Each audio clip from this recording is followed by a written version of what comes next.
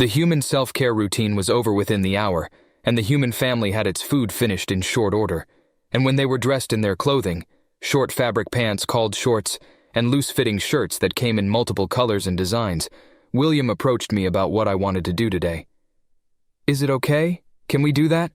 I thought I should spend some time experiencing human entertainment." I tried hard not to wag my tail when I said that. I'd seen their amusement parks in their videos, and it looked interesting. After experiencing the wind in my face from an open car window for the first time, I was really interested in what their open-air rides had to offer. Sadly, my tail had a mind of its own and waved back and forth while I stood there and tried to keep myself under control. William answered me with his head in the refrigerator and grunted while he handled something large and out of my view. "Yeah, of course. We went through your list of requested activities before you arrived, and we figured you'd want to get the summer and spring things taken care of first. That's why we got this," he said, and straightened up with one more grunt, and after pushing the door closed, he stood still for a moment so I could see. They were clear water bottles, 2 large containers, each of which held 24 smaller containers, big enough for a human hand to wrap around and still leave space above and below. I previously mentioned the human need for copious amounts of water, and part of this need is because their body's cooling system is shockingly efficient. They expel their own water through tiny pores that cover their bodies, and this in turn drops their temperature down several degrees. It allows them to survive in very hot climates for long periods of time and keep going after most races would have fallen over dead. The human habitable biomes are very diverse, and their ability to constantly move over long periods of time is an enormous survival edge. In battles with the Zenti on land, the humans frequently simply ran them to death. The Earth forces would only chase their prey over areas vehicles couldn't handle, and the Zenti eventually collapsed. They would then either surrender to humans or surrender to the environment. Human warrior classes are, as of this writing, now the majority of elite teams in multiple military forces for their highly repairable bodies, great pain tolerance, and ability to go for as long as they are supplied with food, water, and a few hours rest every now and then. William's forethought in acquiring the water is but one small example out of many in the ability of humans to make plans. It seems like little to some species, such as Dlamacins like myself.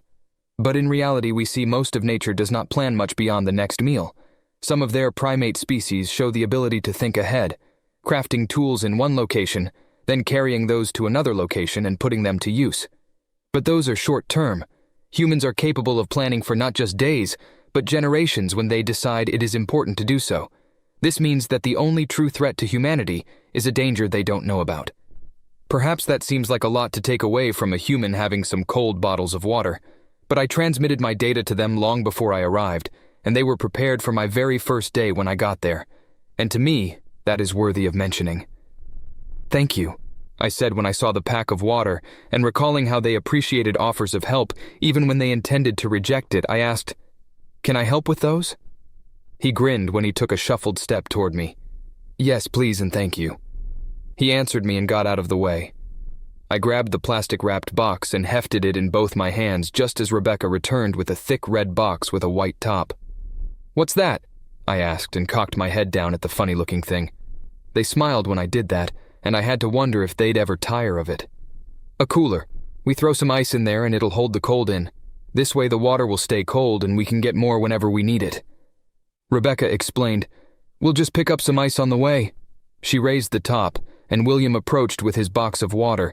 He shifted it to his thigh and ripped open the plastic wrapping at the top, then began tossing bottles into the cooler. They thudded into place until his container was empty. Then he reached for mine. I handed it over without thinking, and he did the same. "Will we really need all that?" I asked. I knew humans needed a lot of water, but this still seemed like a bit much. "Probably not, but it doesn't hurt to have extra just in case. And if we see someone who needs some, well, we can give up a bottle and lose nothing." William shrugged off his comment and went to crumple his plastic and cardboard containers down for recycling, seemingly taking his own words for granted. But the dismay I felt over the human propensity for generosity was still unabated. He hadn't even run into someone thirsty, but still he acted as if he were ready to share with them. I had to ask myself if they really were a predatory race after all. While he was clearing the trash, Rebecca had gotten Michael on her hip and was calling upstairs. "Fauve, are you coming with us or are you going to sleep some more?" Fauve's voice called out, I'm going to sleep for one more day. You planned on 2 days, I'll be fine with missing one of them." 2 days? I asked, my head still cocked. I scratched my ears. "Isn't that a lot?" "No," William answered. "The government program we signed up for this provides me with the same benefits as parental leave. We get 12 months of paid vacation time to help you acclimate to your new world and let you get used to us and us get used to you."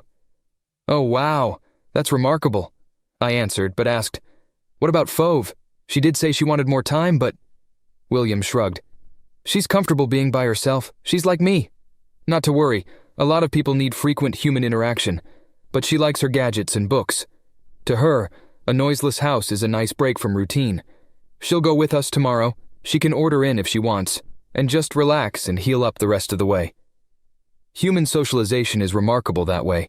Some seem to need constant human contact, while others, like Fauve, were just comfortable in their own skin, with their own thoughts. I couldn't help but think at the time, and while we were on our way in the family car, that people like Fauve going out into the wider universe with more isolated races who weren't as social would have a very easy time integrating into those societies.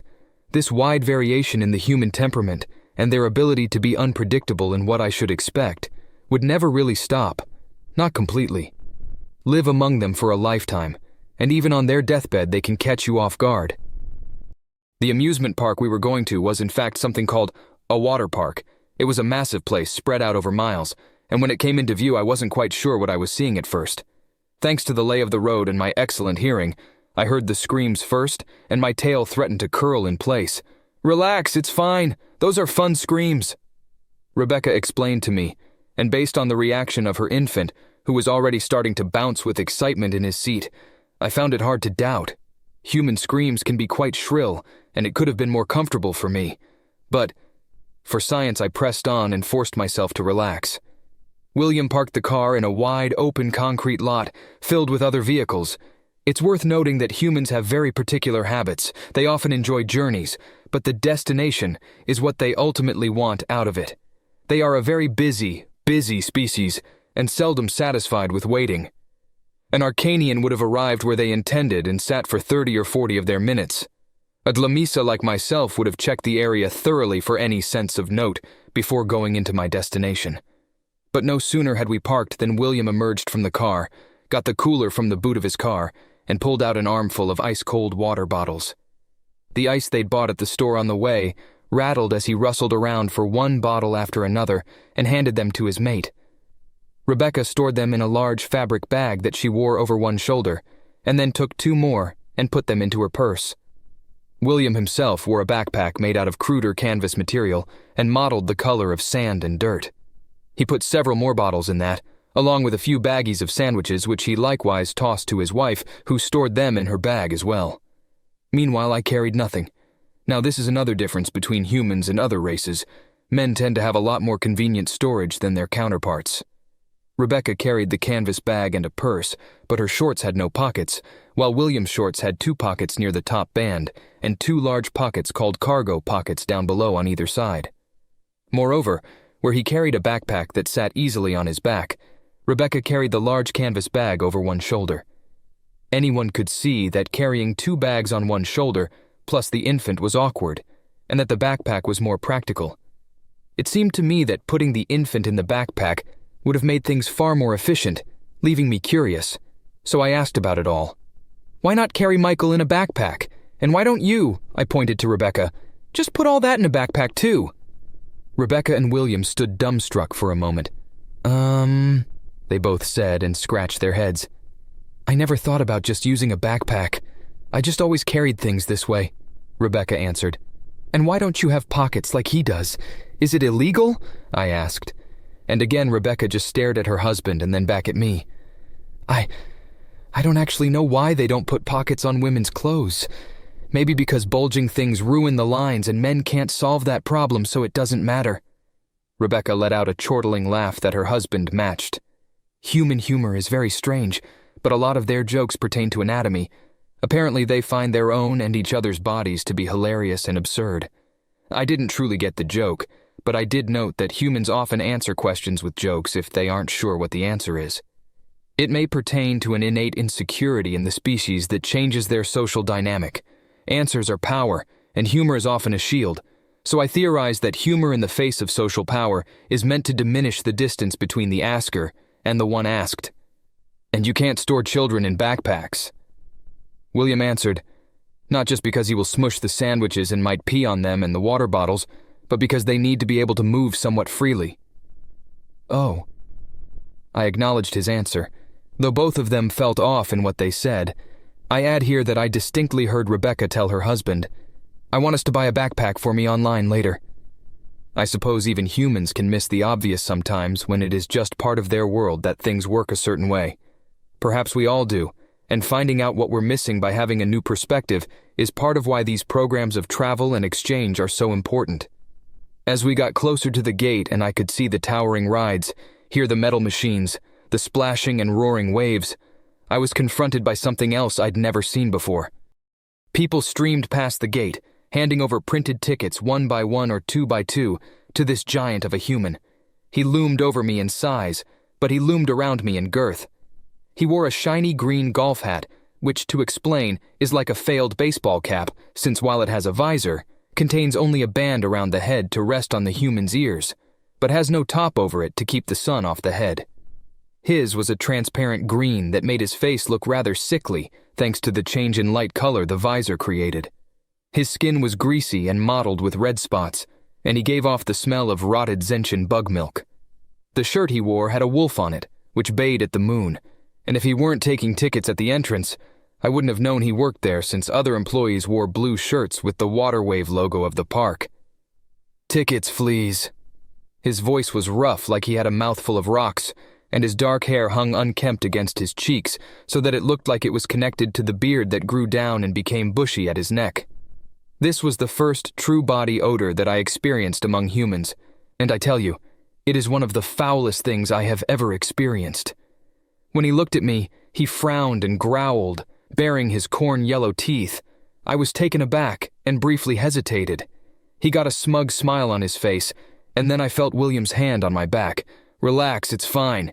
You didn't do anything, he said and ushered me forward. The man with the beard at his neck growled at me again, but thanks to William's reassurance, I approached and my human handed over the tickets. Perhaps because I didn't stop a second time, the greasy human seemed chastened and said, I'm sorry if I was rude. My kind doesn't handle dogs well. He pointed to the picture of the wolf on his shirt. I suppose I did look kind of like dogs, but dogs looked like wolves, so what did it matter? I didn't get a chance to ask the human as I brushed past him to join William, Rebecca, and Michael on the other side of the gate, so I asked my humans instead. What's with him? Why did he growl at me? Did I do something offensive? William and Rebecca came a little closer to me, and each one shook their heads. No, Bailey, that is what we call a neckbeard. I stepped a little farther away. Are they a separate species? I asked, with a smell like he admitted I had to ask. Don't get me started. They answered, and then their faces lit up. Let's go have some fun. Rebecca chirped, and with that, I put the weird, smelly, growling human behind me, at least for the moment.